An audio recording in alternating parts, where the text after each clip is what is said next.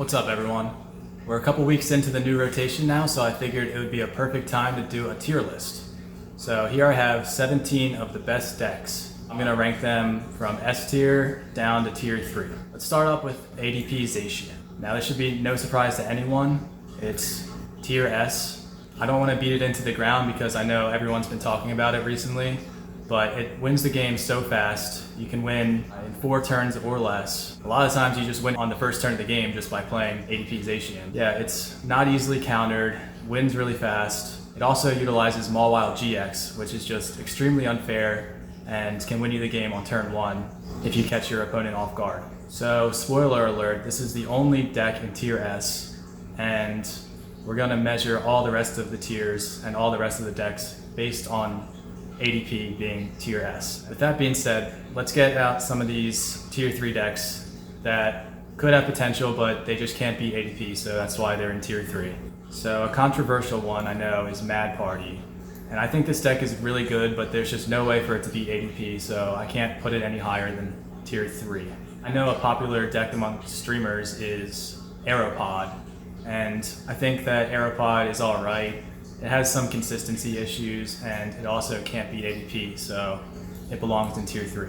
Now I know Sandaconda won recently, but it's a stage 2 deck, and I also think it has problems with ADP, so I'm going to put it in tier 3. Less common archetype right now is Mill and Stall, and while I think they can be good and they do have a place in the meta, they do struggle against ADP, so they also belong in tier 3. Now, a lot of people thought Pikarom was dead in Standard, and I personally think it is too, but it has been gaining popularity. But I don't think you can beat ADP reliably. Without Electro Power, you just can't hit hard enough, and I think it also has problems against some other matchups too. Alright, let's define the meta a little bit more by talking about another big deck, Eternatus. In my opinion, Eternatus is tier 1. It can stand up against ADP, and it beats a lot of the other decks.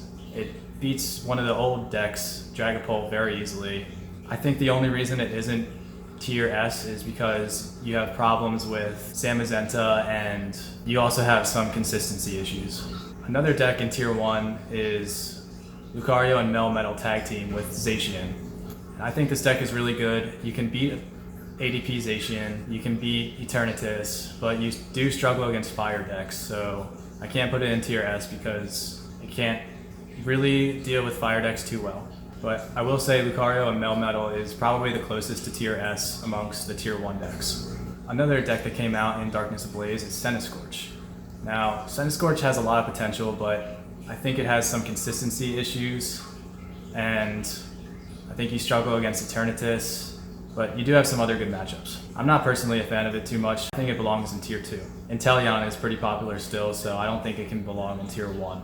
Alright, another big deck that's been gaining popularity is Mewtwo and Mew tag team. While I do think it has a lot of options and it can be strong, it did lose a lot of GX attacks post-rotation, so I think it belongs in tier 2.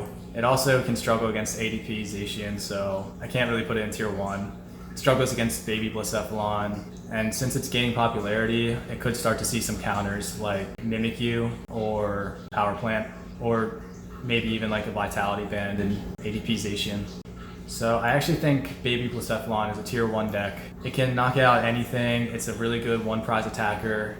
The only reason it's not tier S is because it has some consistency issues, and now without Fiery Flint, it is sometimes hard to get the first big knockout.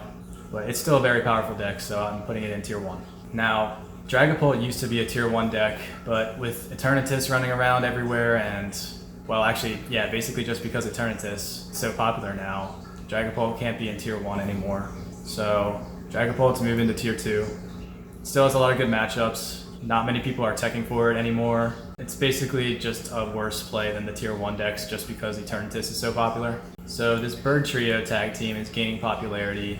I actually don't think it's very good. You have to build it up with, Welder and 2 other energy. It resets its energy with its GX attack, so it's hard to build up, and you could also just get a dead hand due to Marnie or reset stamp, so I'm putting it in tier 3. Alright, my favorite rogue deck is Rhyperior V, and I think this deck has a lot of potential. It does struggle with some consistency issues, but it can beat ADP. It takes a hard matchup against Blacephalon though, and and Lucario and Melmetal, so I'm gonna stick it in tier 3 for now, but I think the card has a lot of potential. So Decidueye. Decidueye is a good meta call sometimes, but it could also be teched for.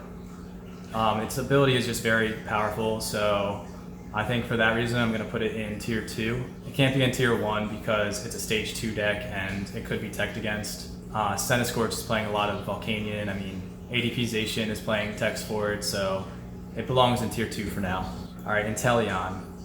I actually don't think Intelion's very good, but a lot of people do favor Intelion right now.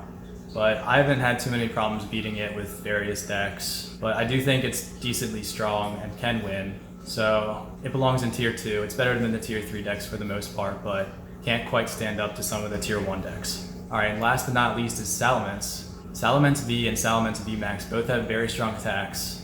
And I don't think that there's a proper list for the deck yet, and it just has a lot of potential and a lot of different ways you can build it. There's the Welder version, or Lightning with Tapu Koko, Prism Star, so it has a lot of potential, and I don't think there's the right list for it yet, but I do think from my testing that Welder and Salamence is the best version so far. Powerful energy, you can knock out ADP, and you can knock out a lot of other strong Pokemon too.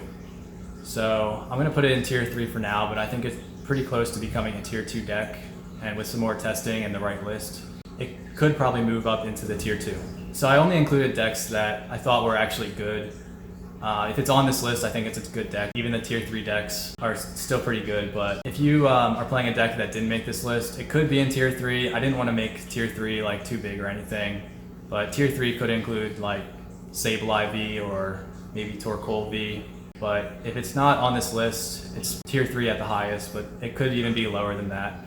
So yeah, this is where I think the meta is right now. I didn't order the tiers or anything, but you can see what's going on here. So let me know what you think of this tier list, if you would place anything higher or lower, or if I missed any decks. Subscribe to the channel for more content, leave a comment or a like. Okay, catch you next time.